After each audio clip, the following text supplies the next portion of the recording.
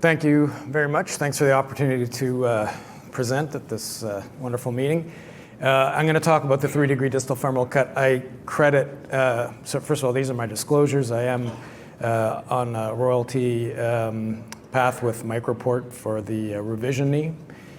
I credit virtually everything I'm going to say and what I've been educated about this topic to Dr. Blaha, and he's actually the author on most of the papers that I'm going to reference.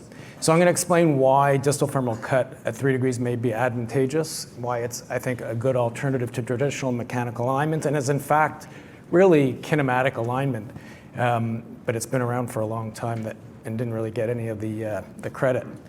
So 3 main papers that I'm going to reference, one of which is a PhD dissertation that Dr. Blaha was a co-author on, a paper by Donald Eckhoff, which talks about the sulcus morphology, and then a paper by Dr. Tanafuji, who was also a co-author with Dr. Blaha.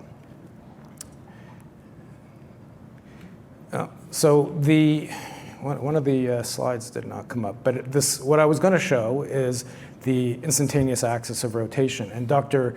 Blaha talked about that much better than I ever could, but essentially we're talking about the spinning on the medial side, the sliding on the lateral side, and an axis that we want to make perpendicular to our flexion extension axis. So the traditional thinking about femoral sulcus morphology is that it was midway between the medial and lateral femoral condyles, and that it was oriented perpendicular or along the mechanical axis, the typical mechanical axis, center of the femoral head, center of the knee to the center of the ankle. So this is a typical picture that you see in textbooks, or used to see in textbooks, with the distal femur being an isosceles triangle and the trochlea kind of being right in the middle of this symmetrical triangle. But if you go and look at this award-winning paper from 1996 by Donald Eckhoff, they looked at 38 female and 47 male femora, and they found very little difference in the configuration of the trochlea amongst any of these femora in males and females. And they found the sulcus is actually lateral to the midplane. It's not right in the middle of that isosceles triangle. And it's in between, actually, it's lateral to in between the mechanical and anatomic axes. It's not lined up perfectly with the mechanical axis. It's not lined up with what we traditionally think about when we make our cuts perpendicular to the mechanical axis. We're trying to line up that trochlea in that direction. I think with this paper, what they showed was that it's actually a little bit, the angle that we're cutting at is probably too high.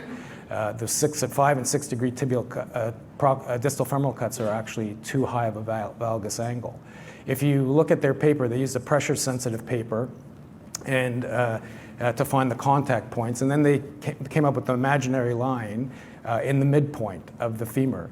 And that midpoint, which was perpendicular to the contact points, was always, showed that the sulcus was always lateral to that midpoint. So this has obviously implications for patellar tracking. If we're making our cuts, assuming that the trochlea is perpendicular to the mechanical axis, we're probably going to end up with a lot of trochleas that don't really line up with the patellar tracking. So the axis of the sulcus lies between the mechanical and anatomic axes, according to these papers, and that angle almost always was about 3.6 degrees. So, it kind of makes sense that if we're making distal femoral cuts at 6 degrees to be perpendicular to the mechanical axis, halfway is about 3 degrees. Then there's this paper about quadriceps vectors. So this is, I think, another excellent paper which has informed me a great deal.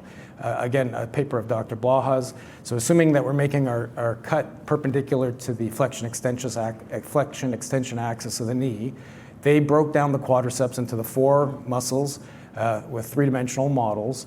They use complex math beyond my understanding, but essentially what they did was they found the vectors for each of the 4 muscles, added it together, and they came up with what the single vector would be. And they found that vector passed from the center of the patella across the femoral neck approximately, not to the femoral head, but between the greater trochanter and the femoral head, right basically in the middle, which very much aligns with that Eckhoff paper. So all this data is kind of just reinforcing each other.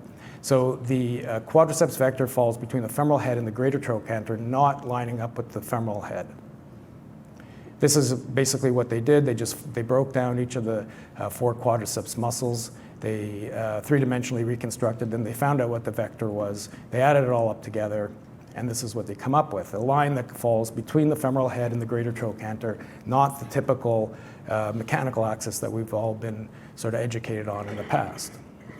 Looking at it from the top, your quadriceps pull goes between the center of the head and the greater trochanter, not the typical mechanical axis. So really, I think what we've learned, at least what I've learned, is that if you're using our typical anatomic landmarks, we should be aiming to get the quadriceps vector, our distal femoral cut, basically halfway between the femoral head and the greater trochanter, which in the majority of patients has been shown to be about 3 degrees. There's other papers showing that there's very little difference between genders and ethnicity. This 3-degree angle tends to be true for pretty much everybody. So as Dr. Blaha said in 1991 at the American Academy, so a long time ago, long before any of us were talking about kinematic alignment, that if the goal is to reproduce the flexion extension axis of the knee with the replaced joint, the mechanical axis is not the correct reference point for our perpendicular cut. We should really be making our cuts, in my opinion, at 3 degrees based on this data. And I've been doing exclusively 3-degree cuts now for about 5 or 6 years, and I can tell you I don't really recall the last time I ever did a lateral release. The patella just tracks perfectly when you do it this way. And if you're assuming that kinematic alignment is always trying to make your cuts perpendicular to the flexion extension axis, to me this is a very simple, reproducible way of doing your total knee replacements. Thank you.